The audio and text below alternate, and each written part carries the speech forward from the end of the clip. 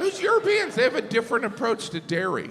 When they make a sandwich in Europe, they put butter on the bread. They put butter on the bread and then mayonnaise. Ugh. That's like putting on contacts and glasses. Butter on the bread of a sandwich, that actually sounds like something Americans would do that Europeans would criticize us for. Those American pigs, when they make a sandwich, they put butter on the bread. No wonder they fat pig. That's a good impression of absolutely every European. I did love doing shows over there. You never knew what was going to work. Sometimes there's a language barrier. There's different references. There's famous people in other countries we've never heard of. I was doing this show in Ireland before, doing the sound check before the show, and the sound guy was like, "Do you have any special requests?" And I jokingly said, "Well, I'll probably close my show by singing Raglan Road," which is a famous Irish folk song based on a famous Irish poem. And the sound guy was like, "Oh, I don't recommend that." And I was like, "Well, I was kidding, but why?" And he goes, "Well, recently Billy Joel did that." And I was like, "Who's Billy Joel?" And he goes, "You don't know who Billy Joel is." I was like, I'm from another country. I don't know who's famous here. What is it, Superman's dad? I don't know. He goes, "Billy Joel is from America." And I was like, oh my gosh, there's an American who's famous in Ireland that I've never heard of. There's no Billy Joel, piano man, uptown girl. And I was like, "Oh, you mean Billy Joel?" And he goes, "No, it's Billy Joel." And for a second I thought, maybe he's right. This wouldn't be the first time I discovered I mispronounced someone's name for my entire life. In my mind, I started going through every conversation I had on Billy Joel. I'm like, did anyone else say Billy Joel? When I said Billy Joel, did anyone look at me strange? And then I remembered, you know who pronounces it Billy Joel? Billy Joel. And at that point, the opening act had come in, and he was also from Ireland. And I said, "Hey, this sound guy calls Billy Joel Billy Joel." And the Irish comic goes, "It is Billy Joel." I was like, is everyone crazy in this country? It is great to be here. I look good. I don't know if you know, I'm normally a fat guy. But since I've lost all this weight, now I'm just arrogant. And by the way, thin people, that's how we view you. As arrogant bastards.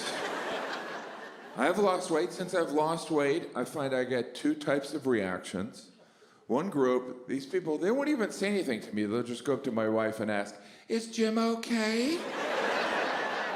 Which sounds like concern, but I just hear judgment. Because to them, it's more likely that I'm sick than I would ever have any self-discipline. Well, obviously Jim's not exercising and eating healthy. He must have cancer. That's one group. The other group, these people will come up to me and accuse me of being on an appetite suppressant. They're like, "You're on Ozempic, admit it, you're on Ozempic." And I'm not, all right? I'm on a different one. I'm on Mangiaro, which is better, right? Because it sounds like an Italian restaurant. "Welcome to Mangiaro. When you're here, you're not eating anything because you're a fat ass." Now, I understand some people are against the appetite suppressants. You know, that's cheating, it's cheating. I'm not playing Major League Baseball. I'm just a fat guy trying to not die. But it's not fair. Yeah, neither is balding and being born with no pigmentation. But I've learned to deal with it. This is an exciting time for me. I'm thin, I'm in my 30s. It is crazy. Most of my adult life, I heard this constant internal monologue. "Jim, you gotta stop eating. Jim, you gotta control your impulses." And now I know all I needed was a weekly shot that killed all the passion inside of me. I've learned so much. I now understand thin people, you don't forget to eat, you're dead inside. Life is about compromise. Sure, I may never feel true joy again, but I can finally fit in my clothes that went out of style 30 years ago, so it's not a bad deal. crazy. These appetite suppressants are a game changer. Here's what's going to happen. All us fat people are going to become thin. Then we're going to mix in with you thin bastards. And when you're not looking, we're going to eat you. Doesn't matter if we're hungry. We just like to eat. Nom, nom, nom, nom, nom, nom, nom, nom, nom. It would have been weird if you didn't clap, I guess. If I walked out and you're like, well, let's see. Let's see how fat this bastard got. And the answer is fatter. I gave up a long time ago. Now it's like it's happening to someone else. Oh, someone should do something. I feel like I'm witnessing a forest fire. I hope they can contain it. Change a channel. This is real. This isn't a prosthetic. I did it myself. It's organic. I am a fat guy. There's indications. I've caught myself unconsciously covering my stomach with my arm. That's a total fat guy move. Now I'm thin. Can't see my belly. Fat, thin. Maybe I hope people will look at me and think, is he holding a baby? Oh, he's thin and nurturing. What a fella. I know these pants are tight. That's a little gift for the ladies.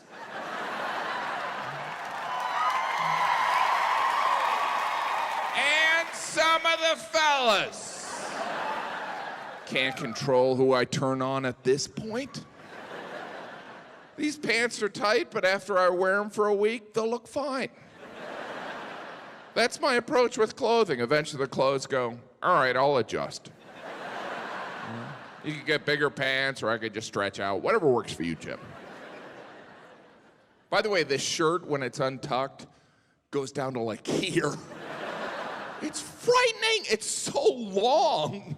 I look at it on my bed, I'm like, is that my shirt or a sleeping bag? It's huge. But then when I put it on, I'm like, it's a little tight. Am I going rollerblading? But I don't care. Did that sound believable? Because that's our go-to, right? When there's something we can't control, we just act like we wouldn't want it anyway. I don't care. Who'd want to be thin? Who'd want to look healthy and attractive? Everyone. Not me. I'd rather look like a marshmallow with a wig on. Oh, I have a new belt, because my old belt looked like it was tortured on Game of Thrones. I don't know what happened to it. I think it's because I don't like to give up on the belt hole. I'm like, we're still good. And my poor belt was like, I could have been a watch band for David Beckham. But a belt for a fat guy serves a different purpose. A thin person wears a belt to hold up their pants. These pants aren't going anywhere. A fat guy just wears a belt as a distraction. Distracting from the fact that this is all the same surface. It's just a mini equator separating the northern hemisphere from the southern blob. I have been to Victoria's Secret. I had a reason. You know, as a man, you need a reason to be in Victoria's Secret. You can't just be in there like, I'm looking around. See what you ladies are buying. I was getting my wife something for Valentine's Day. You have to reach a point in a relationship where you can get a woman something from Victoria's Secret. It's not like a first date thing, like, thanks for meeting me for dinner. I got you a bustier. Why don't you go in the baño and throw that on? Secretly, every guy wants to go in Victoria's Secret. We walk by in the mall, we're like, one day I'll have a reason.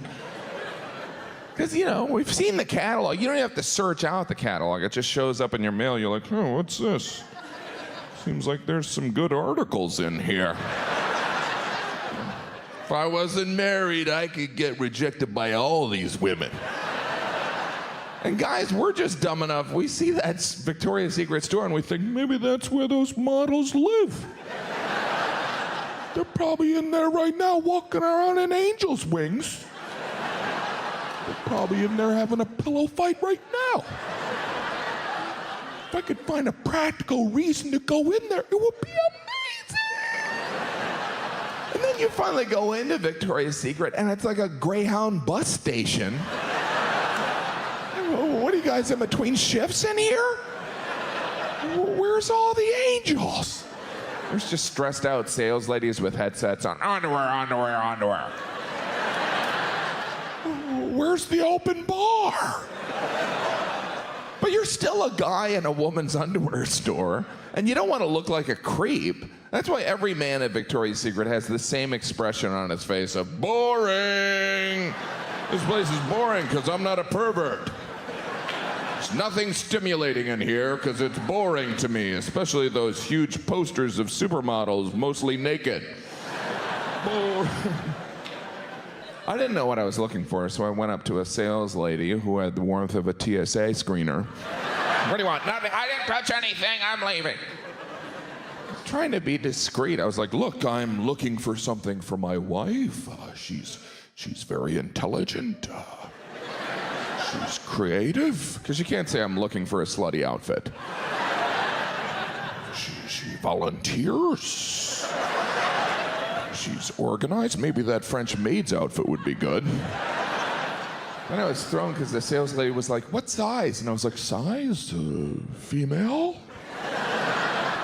Small? Because you don't want to guess too big. You don't want to be like, hey, you'll grow into it.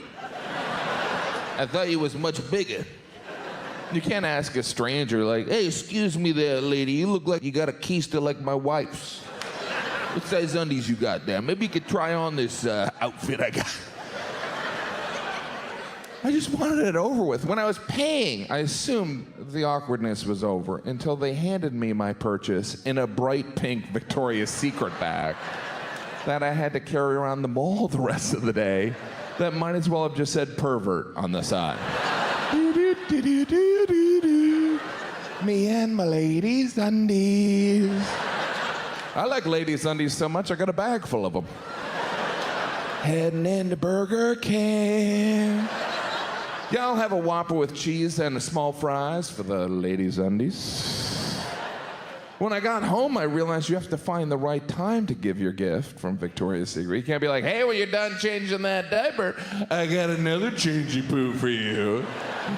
It's a little gift from me to you that's really for me. Because if you're buying a woman something from Victoria's Secret, it's really a gift for you. It's like, here, I got me this. Thank you. I'm welcome. I'm never going back there again.